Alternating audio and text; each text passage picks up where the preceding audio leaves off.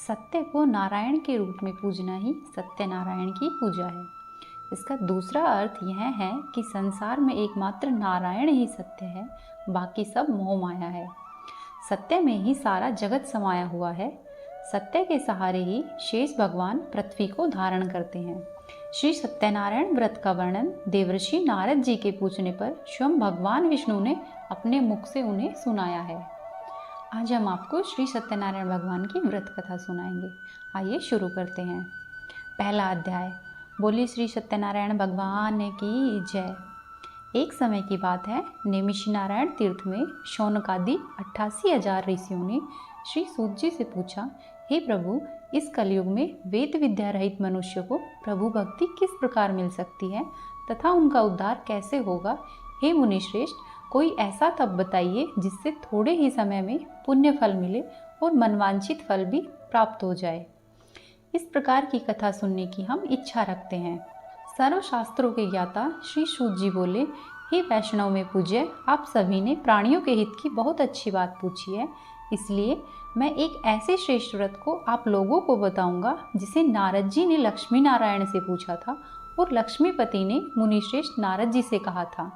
अब आप सब इसे ध्यान से सुनिए। एक समय की बात है, योगीराज नारद जी दूसरों के हितों की इच्छा लिए अनेकों लोकों में घूमते हुए मृत्युलोक में आ पहुँचे। यहाँ पर उन्होंने अनेक योनियों में जन्मे प्राय सभी प्रकार के मनुष्यों को अपने कर्मों द्वारा अनेकों दुखों से पीड़ित देखा। उनका दुख देखकर नारद जी सोचने लगे कि कैसा यत्न किया जाए जिसके करने से निश्चित रूप से मनुष्य के दुखों का अंत हो जाए। ऐसा विचार करने पर वह विष्णु लोक को गए। वहाँ पर वह देवों के ईश भगवान नारायण की स्तुति करने लगे, जिनके हाथों में शंख, चक्र, गदा और पद्म थे, गले में वरमाला पहने हुए थे। स्तुति करते हुए नारद जी बोले, हे भगवान, आप अत्यंत शक्ति से संपन्न हैं। मन तथा वाणी भी आपको नहीं पा सकती। आपका आदि, मध्य तथा अंत नहीं है। निर्गुण स्वरूप सृष्टि के कारण भक्तों के दुख को दूर करने वाले आपको मेरा नमस्कार है। नारद जी की स्तुति सुनकर विष्णु भगवान बोले, हे मुनिश्रेष्ठ, आपके मन में क्या बात है? आप किस काम के लिए पधारे हैं, उसे निसंकोच कहो। इस पर नारद मुनि बोले कि मृत्युलोक में अनेक योनियों में जन्मे मनुष्य अपने कर्मों के द्वारा अनेक दुखों से दुखी हो रहे हैं। हे नाथ, आप मुझ पर दया रखते हैं तो बताइए कि वो मनुष्य थोड़े ही प्रयास से अपने दुखों से कैसे छुटकारा पा सकते हैं। तब श्रीहरि बोले, हे नारद, मनुष्यों की भलाई के लिए तुमने बहुत अच्छी बात पूछी है। जिसके करने से मनुष्य मोह से छूट जाता है, वह बात मैं कहता हूँ, उसे सुनो। स्वर्गलोक व मृत्युलोक दोनों में एक दुर्लभ उत्तम व्रत है जो पुण्य देने वाला है। आज प्रेमवश होकर मैं उसे तुमसे कहता हूँ।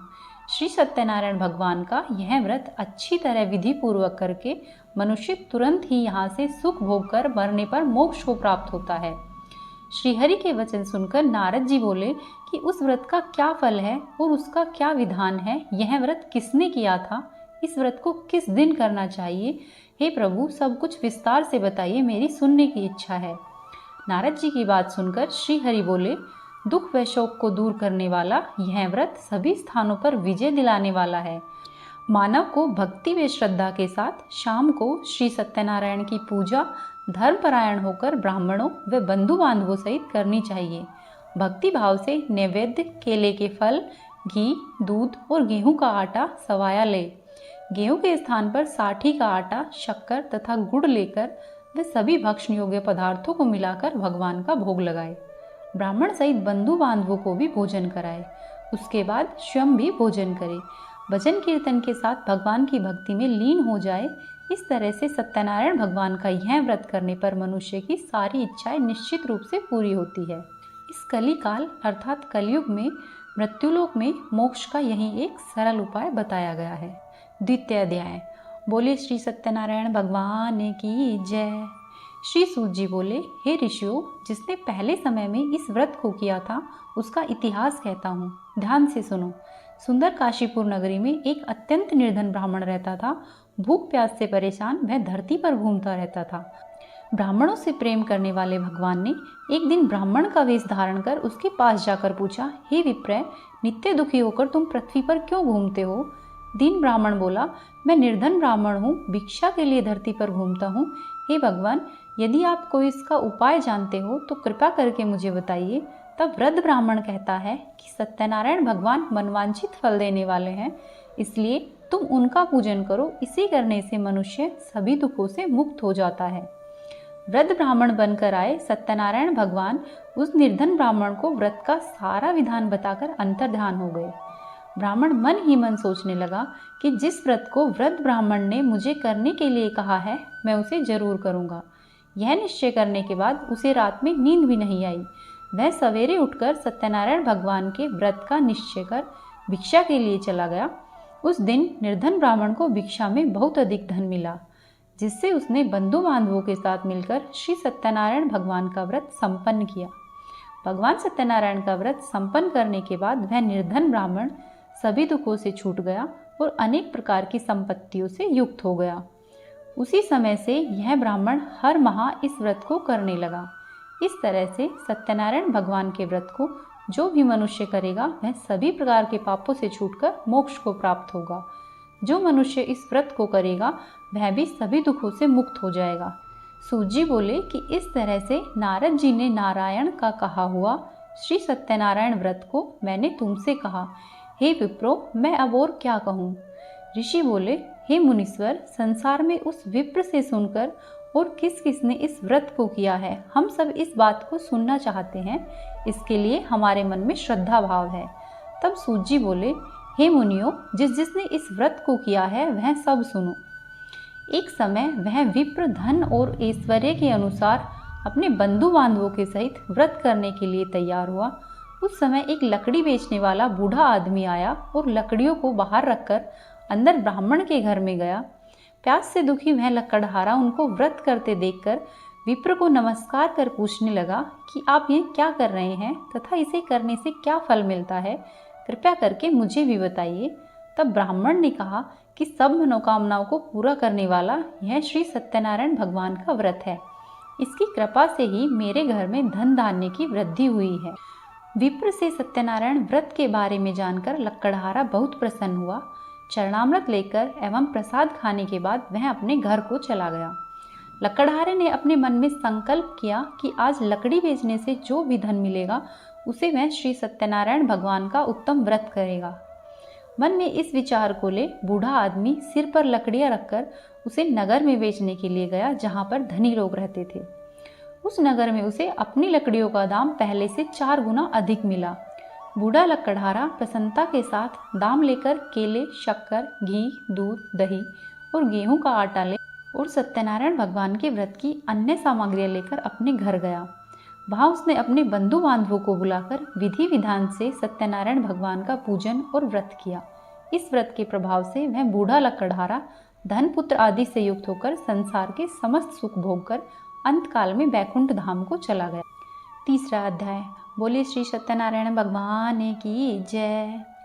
सूत जी बोले, हे मुनियों, अब मैं आगे की कथा कहता हूँ। पहले समय में उल्कंप नाम का एक बुद्धिमान राजा था। वह सत्यवक्ता और जितेंद्रिय था। प्रतिदिन देव स्थानों पर जाता और निर्धनों को धन देकर उनके कष्ट दूर करता। उसकी पत्नी कमल के समान मुख वाली तथा सती साध्वी। भद्रशिला नदी के तट पर उन दोनों ने श्री सत्यनारायण भगवान का व्रत किया। उसी समय साधु नाम का एक वेश्या आया। उसके पास व्यापार करने के लिए बहुत सा धन भी था। राजा को व्रत करते देखकर वह विनय के साथ पूछने लगा, हे राजन, भक्तिभाव से पूर्ण होकर आप यह क्या कर रहे हैं? मैं सुनने की इच्छा रखता हूँ, आप मुझे बताइए। राजा बोला, हे साधु, अपने बंधु बांधवों के साथ पुत्रादि की प्राप्ति के लिए एक महाशक्तिमान श्री सत्यनारायण भगवान का व्रत व पूजन कर रहा हूँ।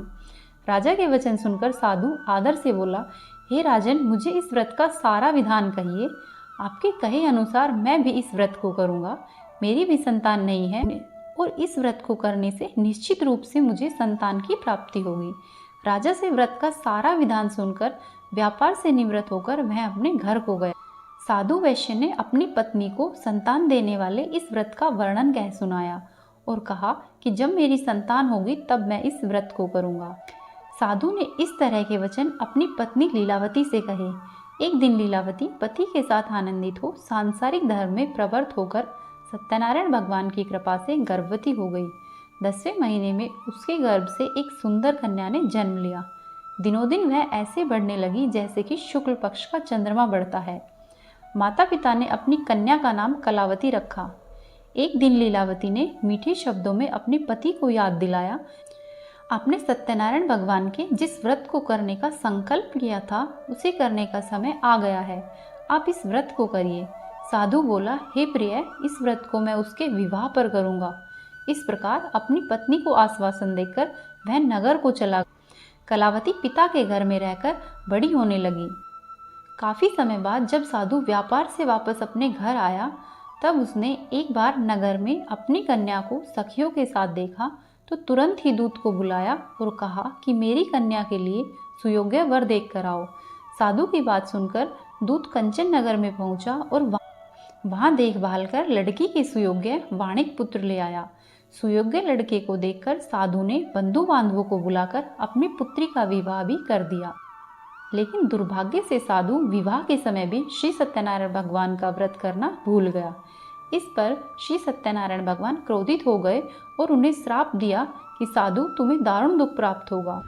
अपने कार्य में कुशल साधु बनिया जमाई को लेकर समुद्र के पास स्थित नगर में गए। वहां जाकर दामाद ससुर दोनों मिलकर चंद्रकेतु राजा के नगर में व्यापार करने लगे। एक दिन भगवान सत्यनारायण की माया से एक चोर राजा का धन चुराकर भाग रहा था। उसने राजा के सिपाहियों को अपने पीछे आते देखकर चुराया हुआ धन वहां पर रख दिया, जहां पर साधु अपने जमाई के साथ ठहरा हुआ था।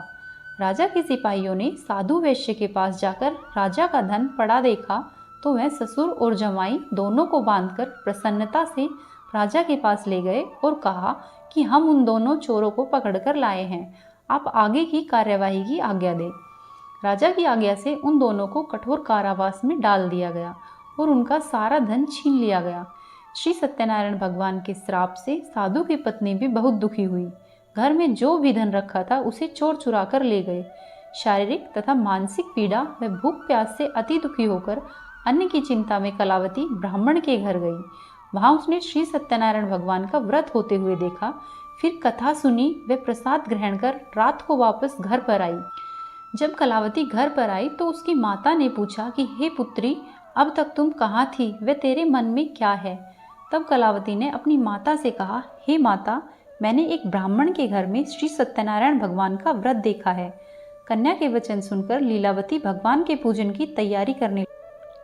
लीलावती ने परिवार व बंधुओं सहित सत्यनारायण भगवान का पूजन किया और उनसे वर मांगा कि मेरे पति तथा जमाई शीघ्र ही घर पर आ जाए। साथ ही यह भी प्रार्थना की कि हम सबका अपराध क्षमा करो।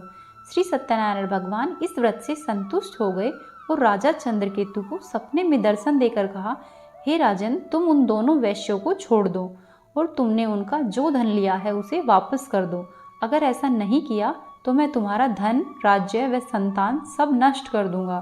राजा को यह सब कहकर भगवान अंतर्धान हो गए। प्रातःकाल सभा में राजा ने अपना सपना सुनाया और फिर बोले कि वाणिक पुत्रों को कैद से मुक्त करके सभा में लेकर आओ। दोनों ने आते ही राजा को प्रणाम किया। राजा मीठी वाणी में बोले, हे महानुभावों, भाग्यवश ऐसा कठिन दुख तुम्हें प्राप्त हुआ है, लेकिन अब तुम्हें कोई भय नहीं है। ऐसा कह राजा ने उन दोनों को नए वस्त्राभूषण पहनाए और जितना उनका धन लिया था उससे दुगना धन देकर विदा किया।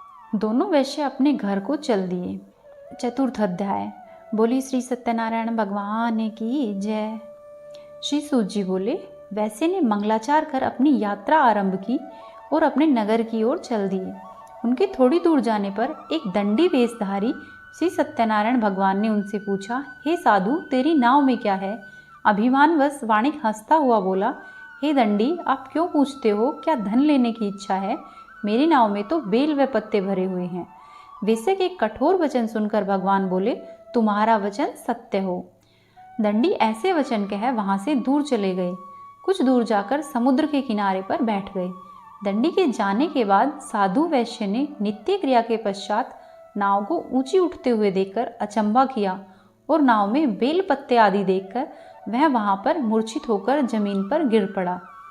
मूर्छा खुलने पर वह अत्यंत शोक में डूब गया। तब उसके दामाद बोला कि आप शोक न मनाए, यह दंडी का श्राप है, इसलिए हमें उनकी शरण में चलना चाहिए, तभी हमारी मनोकामना पूर्ण होगी। दामाद की बात सुनकर वह दंडी के पास पहुंचा और अत्यंत भक्तिभाव से नमस्कार कर बोला, मैंने आपसे जो असत्य वचन कहे थे उनके लिए मुझे क्षमा कर दे। ऐसा कहकर महान शोकातुर हो रोने लगा। तब दंडी भगवान बोले, हे वाणिक पुत्र, मेरी आज्ञा से तुम्हें बार बार दुख प्राप्त हुआ है, तू मेरी पूजा से विमुख हुआ। साधु बोले, हे भगवान, आपकी माया से ब्रह्मा आदि देवता भी आपके रूप को नहीं जानते हैं, तब मैं अज्ञानी कैसे जान सकता हूँ। आप प्रसन्न होइए, अब मैं सामर्थ्य के अनुसार आपकी पूजा करूँगा। मेरी रक्षा करो और पहले के समान नौका में धन भर दो। साधु वैश्य के भक्तिपूर्वक वचन सुनकर भगवान प्रसन्न हो गए और उनकी इच्छा के अनुसार वरदान देकर अंतर्धान हो गए। ससुर जमाई जब नाव पर आए तो नाव धन से भरी हुई थी। फिर वह अपने अन्य साथियों के साथ सत्यनारायण भगवान का पूजन कर अपने नगर को चल दिए। जब अपने नगर के नज़दीक पहुँचे तो उन्होंने दूत को घर पर खबर करने के लिए भेज दिया। दूत साधु की पत्नी को प्रणाम कर कहता है, मालिक अपने दामाद सहित नगर के निकट आ गए हैं। दूत की बात सुनकर साधु की पत्नी लीलावती ने बड़े हर्ष के साथ श्री सत्यनारायण भगवान का पूजन कर अपनी पुत्री कलावती से कहा कि मैं अपने पति के दर्शन को जाती हूँ, तू कार्य पूर्ण कर शीघ्र आ जा।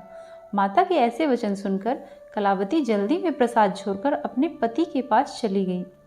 प्रसाद की अवज्ञा के कारण श्री सत्यनारायण भगवान रुष्ट हो गए और नाव सहित उसके पति को पानी में डुबो दिया। कलावती अपने पति को वहां ना पाकर रोती हुई जमीन पर गिर गई। नौका को डूबा हुआ देख वह कन्या को रोता हुआ देखकर साधु दुखी होकर बोला, हे प्रभु, मुझसे तथा मेरे परिवार से जो भी भूल हुई है उसे क्षमा करो। साधु के दीन वचन सुनकर श्री सत्यनारायण भगवान प्रसन्न हो गए और आकाशवाणी हुई, हे साधु, तेरी कन्या मेरे प्रसाद को छोड़कर आई है, इसीलिए उसका पति अदृश्य हो गया है। यदि वह घर जाकर प्रसाद खाकर लौटती है तो इसे इसका पति अवश्य ही मिलेगा। ऐसी आकाशवाणी सुनकर कलावती ने घर पहुंचकर प्रसाद खाया और फिर आकर अपने पति के दर्शन किए। उसके बाद साधु अपने बंधु बांधवों सहित श्री सत्यनारायण भगवान का विधि विधान से पूजन करता है। इस लोक का सुख भोगकर वह अंत में स्वर्गलोक को जाता है। 5वां अध्याय। बोले श्री सत्यनारायण भगवान की जय। सूत जी बोले, हे ऋषियों, मैं और भी एक कथा सुनाता हूँ, उसे भी ध्यानपूर्वक सुनो। प्रजापालन में लीन तुंगध्वज नाम का एक राजा था। उसने भी भगवान का प्रसाद त्याग कर बहुत ही दुख पाया। एक बार वन में जाकर वन्य पशुओं को मारकर वह बड़ के पेड़ के नीचे आया। वहाँ उसने ग्वालों को भक्ति भाव से अपने बंधुओं सहित सत्यनारायण भगवान का पूजन करते हुए देखा। अभिमानवश राजा ने उन्हें देखा एवं फिर भी पूजा के स्थान पर नहीं गया और ना ही उसने भगवान को नमस्कार किया। ग्वालों ने राजा को प्रसाद दिया, लेकिन उसने वह प्रसाद नहीं खाया और प्रसाद को छोड़कर वहां से अपने नगर को चला गया। जब वह अपने नगर में पहुंचा तो वहां पर उसने सब कुछ तहस नहस हुआ पाया, तो वह शीघ्र ही समझ गया कि यह सब भगवान ने ही किया है। वह दोबारा ग्वालों के पास पहुंचा और विधि पूर्वक पूजा करके प्रसाद खाया तो श्री सत्यनारायण भगवान की कृपा से सब कुछ पहले जैसा ही हो गया। वह दीर्घ काल तक सुख भोगने के बाद मरणोपरांत उसे स्वर्ग की प्राप्ति हुई। जो मनुष्य परम दुर्लभ इस व्रत को करेगा तो भगवान सत्यनारायण की कृपा से उसे धन धान्य की प्राप्ति होगी। निर्धन धनी हो जाता है और भयमुक्त हो जीवन जीता है। संतानहीन मनुष्य को संतान सुख मिलता है और सारे मनोरथ पूर्ण होने पर मानव अंत काल में वैकुंठ धाम को जाता है। सूत जी बोले, जिन्होंने पहले इस व्रत को किया है, अब उनके दूसरे जन्म की कथा कहता हूँ। वृद्ध शतानंद ब्राह्मण ने सुदामा का जन्म लेकर मोक्ष की प्राप्ति की।